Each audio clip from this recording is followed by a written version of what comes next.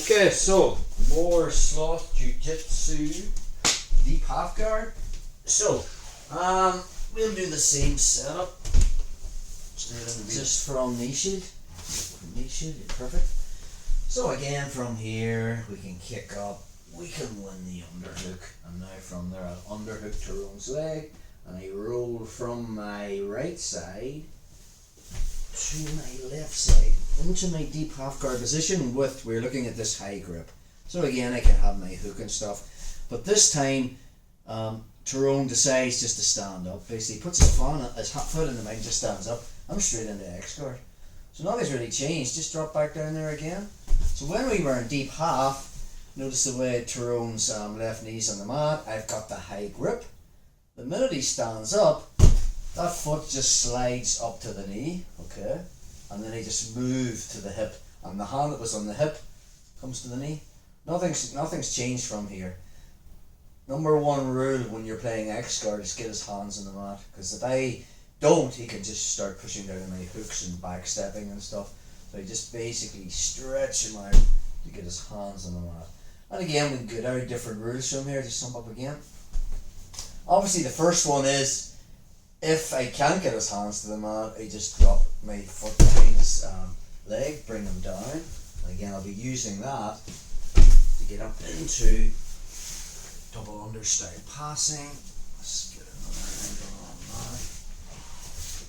So, here, kick up, we win that underhook, and then I just roll from my right side to my left side in the deep half guard. Okay, put my hook in.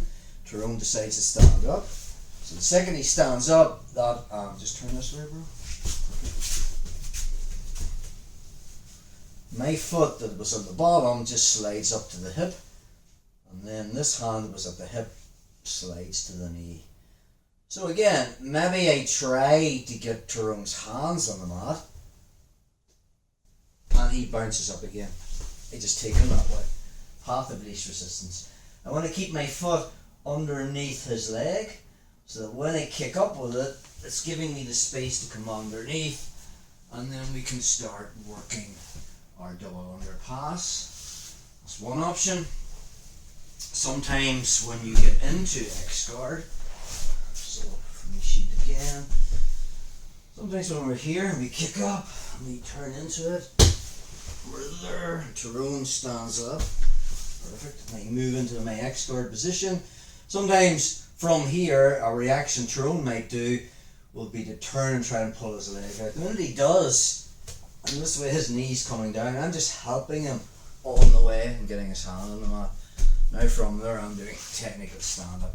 Depends on if his leg is up here, I'll just put him down and I'm passing, just bounce it there again.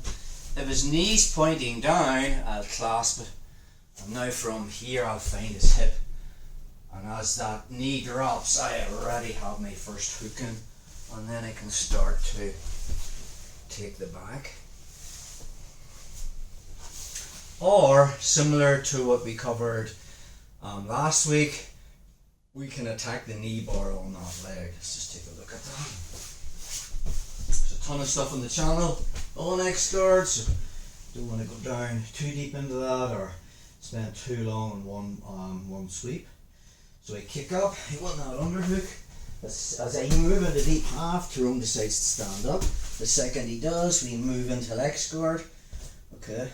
So from there, we want to get his hands on the mat. The minute I get his hands on the mat, I can put a foot on the armpit and now start to attack the knee bar. Again, I'll be taking him over to the preferred side.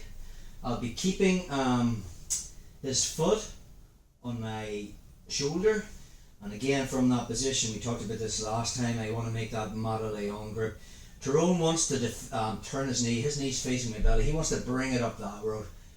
So once I'm here, my head's driving towards little toe side, and I'll be pulling up on his heel and making my Madeline grip. And then from there, I can curl in and get the knee bar. There's vids on the channel for most of that stuff in the X guard instructional, but Main thing is, when they stand up inside your deep half guard with a high grip, just transition to X guard and play your game.